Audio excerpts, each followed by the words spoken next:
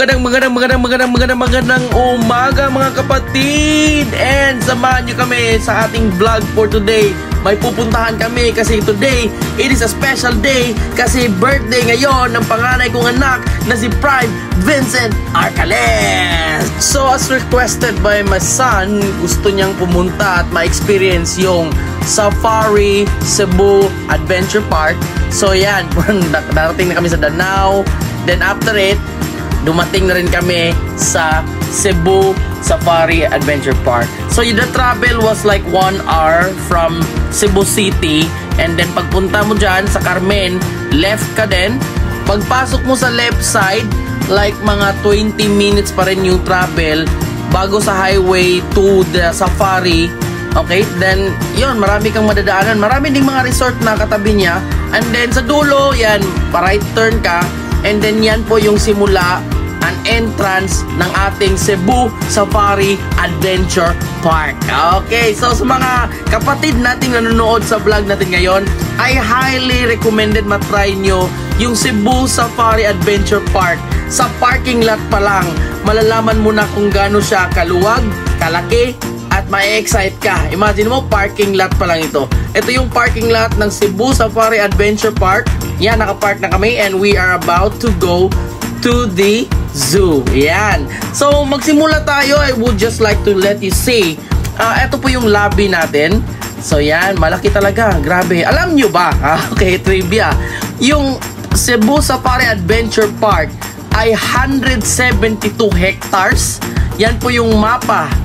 Kaya nire-ready namin yung sarili namin kasi it's not that easy, pero I'm sure it's gonna be worth it. So I highly recommended po. Kung makikita nyo bakit dinala ko yung some of my business partners, actually they are from Bohol. Some of them are from Bohol, some of them are from Cebu, Talisay, yung isa from Negros. Tama, ito yung birthday boy, yeah. So sa mga kids, maganda kasi para sa akin lang, maganda kasi na iniba namin yung birthday celebration niya. Ito yung birthday. Maganda kasi na ma-experience nila yung makita nila yung mga animals, 'di ba? Kasi hanggang TV lang sila nakikita So mas maganda pag personal na makita.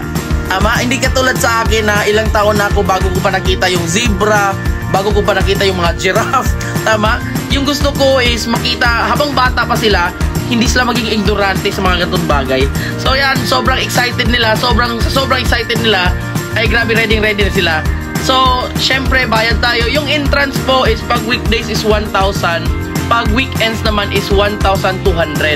So, all na yan, lahat ng mga animals makikita mo na yan. Yung bata po, pag 3 feet, yung makikita nyo, nag-try din kami, 50%. Pero sa mga anak ko, lagpas na sila sa 3 feet. Yan. So, yan.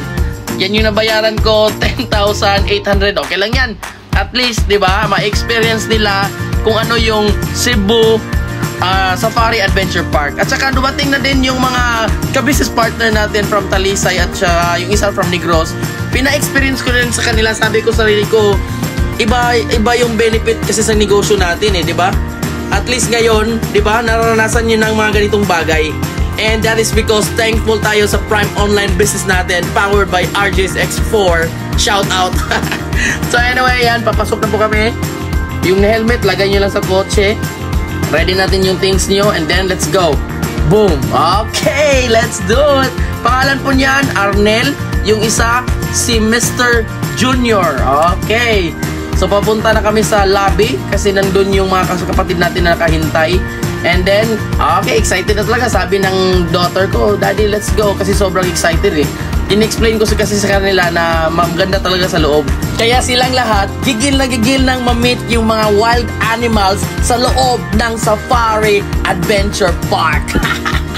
So, ayan. So, here we go. Ready na ba kayo mga viewers? Kasi isasama ko kayo, ginawa ko yung video na to para makita nyo kung ano yung nasa loob ng Cebu Safari Adventure Park. So anyway, pagtapos yung magbayad po, bibigyan kayo ng papel dyan na mayroong code. So ganun siya ka-formal at saka detail dito. So yung code po, yun po yung gagamitin mo, i-swipe para makapasok ka sa entrance ng lobby nila sa Cebu Safari Adventure Park. So since lahat binayaran, so kahit bata po may tinatawag na code. Yan, makikita nyo naman. So, ito po yung entrance. Dito po tayo dadaan. Okay? So, makikita nyo, isa-isa namin pinapasok. So, may guide. Ang kagandahan pa rin sa Adventure Park is marami silang tao na mag-assist talaga sa inyo. Kaya yung mga guests dito makakomfort talaga. Tsaka at the same time, hindi nila pinapabayaan. Ina-educate nila kung anong gawin. Tapos binibigyan pa kami dito ng map. Kasi sobrang laki talaga. Imagine mo, 172 hectares. Ganun kalaki. Pero ganun kami ka-excited din. Kasi marami, especially yung mga kasama namin dito, mga first time nilang makapunta sa lugar na to. At the same time, hindi pa sila nakikita ng mga wild animals like that. So, sinamantalan namin.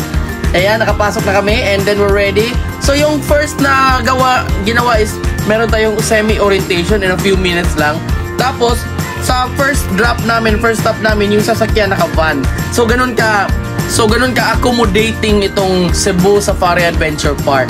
So, yan. Pasok na kami lahat. Perks of having a Prime online business. Salamat talaga. Na-experience namin yung mga ganitong bagay. So, first na madaanan ninyo is yung mga statue muna. So, super ganda. Ayan, inikot ng driver na pogi. After it, yan. Ito yung first stop natin. Tinatawag siyang base camp. So, sa base camp po, mga malapit na area dito, yung mga birds at saka mga monkey. Meron din siyang restaurant sa gilid. Tapos syempre nag-decide kami na doon muna kami sa aviary. So dito naman sa aviary, pagpasok mo para sa isang malaking cage na wherein yung mga birds ay free na sa loob. Tama? So doon ka papasok at saka meron doon na magbayad ka na lang 50 pesos lang para feeding. Ang kagandahan kasi ng mga birds dyan is lalapit talaga sa inyo. So kung ikaw mahilig ka mag-vlog, mahilig ka ng mga birds, so yan, chance nyo na. Siyempre yung birthday boy natin, yan, nagpa-picture, nagpa-video pa yan, na-experience niya. Kasi hindi mo talaga ma-experience ito sa karamihan, di ba? So dapat ka the best na sa ganitong situation, maka-try ka ma-experience mga ganito. Hindi lang ako, lahat. So yung 50 pesos kasi pwede mo ipasa-pasa yung bird, magawa ka ng video, tama? Yung mga bata, di ba? Ang tapang-tapang lang kanina, pero yung nakita ng ganitong bagay, sabi ko, hindi yan nakakatakot, nag-try kayo. O, di ba, natatakot? Di ba? Pero yung nangyari dyan, na-feeding lang yan. So, isa yan sa mga birds na nandito. Ayan, si Junior. Background pala ito, one of my business partners. Dati lang nagbibenta ng bulaklak. Ito din, empleyado niya ngayon, business partner na from Negros. And then, ngayon, nasa Prime online business. Sa gilid naman yung naghawak ng langgam is dating security guard. So isa sa advantage ng Prime online business is naka-experience ng ganitong bagay. Kasi kung trabaho lang ginagawa, wala talagang experience ng ganito. Ito naman si Janice, dati lang yaya. Diba? Ito, dating unggoy. Joke. So sa gilid po ng base camp natin is merong mga unggoy talaga doon. So, ganda talaga yan. So, at least makita ng mga bata. I highly suggested po kung meron kayong mga bata na magpunta kayo dito, malapit lang, nasa Danau lang. Pwede nyo ako i-contact and I'm ready to serve kasi meron naman tayong Prime Cebu Tour Package. Shout out. Pa-PM lang po, we have promos. And then, grabe, nag-segue, oh. So, magpunta na naman kami sa next stop namin. So, syempre, ang kagandahan dito is hindi ka maglalakad. Meron tayong tinatawag na shuttle. Ayan, nag-front seat kami. Meron tayong mga guide. Super accommodating. I highly suggested na mag-try kayo dito sa Cebu Safari Adventure Park. Kung makikita nyo, yes, 172 hectares pero ang daming sasakyan. So, yung second stop namin is the White American Lion. So, pupunta kami ngayon at titingnan namin yung mga lion. So, imagine mo, excited naman lahat kasi imagine mo makikita ka personal ng lion. Tama? Kasi mostly makikita natin yung mga lion sa ano lang movie. Tama, di ba? So, yung mga Simba, Mufasa, yung mga Lion King. So, yan, makikita nyo yung White American Lion. Yung lifespan niya is 15 to 25. Bakit? Yung kinikain niya, meat. Baka high blood yan. Joke. Anyway. So, ayan. Excited na lahat. So, nakapila kami dyan kasi isasakay ka nila sa cage. Kasi pag hindi kayo lalagay sa cage, baka lamunin ka ng lion. So yan, pasok na, sobrang excited, napahay na kasi sabi ng tour guide dyan, kayo sabay-sabay kayo. So ganun kalupit yung natin, experience natin dito. So yan, nandiyan na yung shuttle na may cage and then may guide. Yan. Oy, sa mga next time, sa mga Prime online business na hindi nakasama, next time dapat kasama ka kayo, ha. So yan. Super the best yung experience na ito. May guide din, ina-explain nila kung bakit tinatawag na white American lion kasi para siyang albino, yung skin niya pumuti. Tsaka yung lion pala, nocturnal. So para itong mga call center, sa gabi sila gising. Sa umaga natutulog. Tama, kung makikita yung lion dito, ayan, nagpaparelax. Pero iba pa rin magkita mo live, di ba? O yan, nagpaparelax na, Kasi nocturnal. So nung nakita namin ay grabe talaga. Video, picture. Kasi nga, first time naming makita na ganun pala kalaki yung mga parang pusa na to. Di ba? So sa atin lang kasi mga pusa lang nakikita natin, di ba? So dito, white American lion talaga. And trivia, ha? Alam nyo ba ilang manok kinakain to everyday? Ang dami. 6 to 7 every kain. Tapos 3 times a day. So kung kayo gusto nyong mag-alaga ng pet na lion, kailangan maraming pera. Ha? Yan. So after the lion watching, punta na naman kami sa exit doon for the next stop. So kita nyo mga mukha nila. Iba kasi yung feeling na first time di ba? Tapos yan, sakay na naman kami. Di ba? Pinakyaw ng mga Prime Online business. So after it, the next stop namin, papunta na naman kami ngayon. Gusto namin manood at mag-request na manood kami ng tinatawag na camel. So, yan, ang kagandahan kasi dito, refreshing, tapos para kang nag-tour talaga sa mountain, 'di ba? Yan yung itsura namin. Alright, let's ride, let's roll. So after it, the next stop po dito, tinatawag namin na camel watching. So yung camel watching, yung na-learn ko dito is yung camel parang ano lang talaga, no? Yung cow sa atin, di ba? Ano sila, mga grass eater, vegetarian. So yan, ito yung lugar, sobrang laki. Grabe, ma-amaze ka. Tama? So yan, makikita nyo, daming tao. So yung camel po, hindi yan camel, si Generoso yan. Ayan, yung lifespan niya is 35 to 40 kasi vegetarian. So yung camel, dalawang klase. Yung isa lang yung curve niya, yung isang klase din dalawa. So again, iba na naman yung experience ng mga bata natin na nakita yung camel live. Tama? Magagamit mo siya along the way sa paglaki ng bata ninyo na at least maka-experience ng mga ganitong bagay.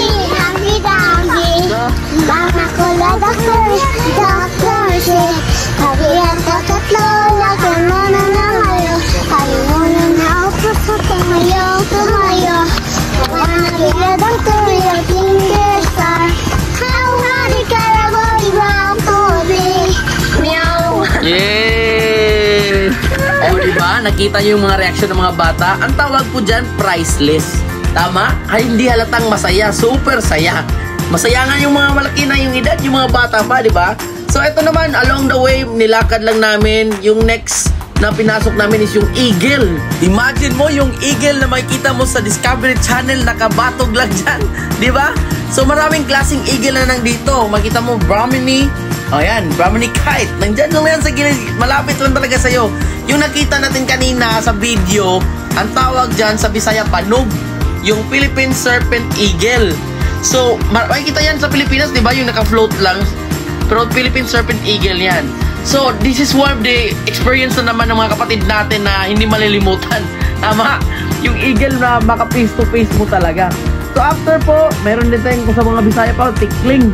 Tikling, di ba? Pero colorful yung mga tikling dito, di ba? Tama? Kung nakikita ko pa ito sa labas, fried tikling to fried tikling o sinugbang tikling, tama? Pero syempre, yan, nakikita nyo mga bata naman, priceless yan kapatid. Hindi yan mababayaran ng pera, di ba? So at least, ayan, eto pa. Eto experience ko na naman dito, feeding.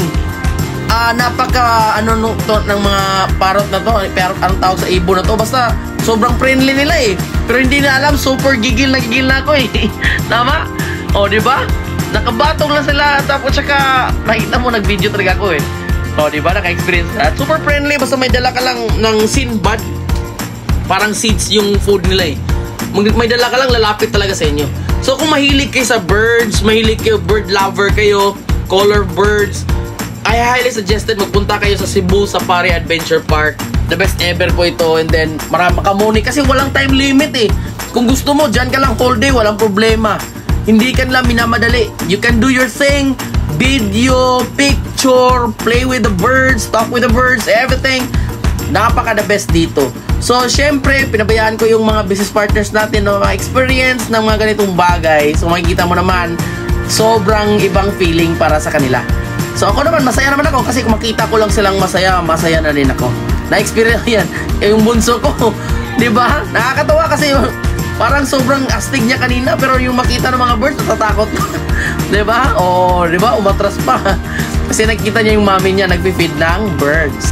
Yan. So, makita niyo sobrang friendly talaga ng mga birds, no? Hindi natatakot. At saka, yun, na-experience ko talaga na lumalapit talaga sila isa sa iyo. Tama? So, iba ikaw din na parang first time sa'yo, iba yung feeling. Pero at least, thank you for the experience, di ba? So, yung next na pinuntahan naman natin, okay? Another cage na naman to. Ito, fish. Ay, grabe. The best ever yung feeling. Actually, napapatameme ako dito eh. Napaupo ko, sabi ko, ito yung gusto kong parang ambience. Diba? Makikita mo, diba? May fish. Para siyang aquarium lang, pero ang sarap ng feeling eh. Tapos may waterfall sa gilid. Ginawa lang, man-made lang to. Pero ang sarap ng ambience. Yan, napapatameme ako eh, diba? Sabi ko, soon. Tama, ipapagawa kong ganito sa bahay ko. Ang ganda, dito ka mag-planning, dito ka grabe. Thank you, Prime Online Business! Sponsor. Anyway, the fourth stop is Safari Stadium. So, yung bandang 1 PM po, meron tayong tinatawag na bird show. So, dito naman, nag-gather yung mga tao. Sa likod ng Safari bird show or yung stadium nila, may mga ostrich. So, napapatigil ko. Sabi ko, susunod lang ako sa inyo. Tingnan ko muna to ha. Kasi yung ostrich, kapatid, yan yung largest bird, di ba? Nakikita pala dito. Ito lang, parang chick pa ito. Hindi pa to yung full grown. Pero yung point ko yan. O, di ba? Mga ostrich to eh. Di ba? Ito yung mga langgam na hindi marunong lumipad. Di ba? Makikita lang dyan. So, after it po, mga kapatid, pinasok din namin. Pumunta na kami ganun sa stadium. So, ganun kadami yung mga tao na nandito, na nanonood ng ating tinatawag na bird show. So, ano yung mga nandito? Pinapakita nila na mga trained po yung mga birds nila. So, ma-amaze ka kasi syempre, aside sa first time na experience ng ganito, totoo po na yung mga birds dito sumusunod talaga sa mga ginagawa, di ba? O yan, itik or goose, di ba? Tapos, eto naman, mga parrot. So, marami silang parrot, mga nagsasalita, na tinuturuan nila ng mag-spelling, mag-add, mag-minus. Eto din, parrot to na marunong mag-ikot. O yan, pinaikot nila. Oo. Tapos, taas yung kamay or pakpak. Kamay na ba? Diba? So, maganda dito, maganda. Ang point ko is kung ikaw may bata ka, the best na gift ito para sa kanila. Kung may birthday, I know, may bayad, pero ang punto ko po, hindi siya priceless eh. Priceless, worth it talaga. Sobrang daming bata dito, ma-experience yung ganito. Yung langgam lalapit sa kanya, personal. Ay, grabe, hindi na yan malilimutan ng bata. Tsaka sobrang yung experience ko po after the bird show, sobrang thankful yung mga bata sa amin na pina-experience namin ng ganyan. Tama, makikita nyo talaga eh, daming tao. Tsaka yung mga kids nyo, marami ma-learn, di ba? Ito din, pati nga yung mga adults eh, maraming nag-learn eh. Tama? Volunteer yan eh. Pinatayo tapos itinay mo na, alam nyo ba nga kaya lumapit yung langgam sa'yo? So yan, daming tao, di ba? Oh, jiba! So again, try nyo dito, the best ever dito. Yan, kita nyo mga mukha ng mga anak ko. Daming tanong. Daming tanong yan kasi nakikurious. Ang kagandaan is nag-learn na sila, nag-e-enjoy pa. Tapos sa exit, nagmamadali kami kasi exactly after the show, mayroon tayong tiger feeding. So, finifeed po yung tiger. No, doon naman kami, nagsitakbuhan kami kasi syempre para makita yung tiger natin. Tapos, along the way sa tiger po, mayroon ka makikita ng mga python or snakes. So, malaki din yung mga snakes na dito. And another, in-educate ko na naman yung mga bata. So, maganda talaga na dalhin nyo yung mga bata dito for experience. Tama, dami lang katanungan. Ganun pala yung snake. Yeah, ganun yung snake. Once a month pala kumakain yung snake. O, diba? Yung Burmese python. O, diba? Ang laki, kita nyo? Ang laki. Ang laki. Diba? So, ina-educate ko yung mga bata habang tinitingnan. Ang hindi ko alam, pati na pala yung mga matanda nag-learn din.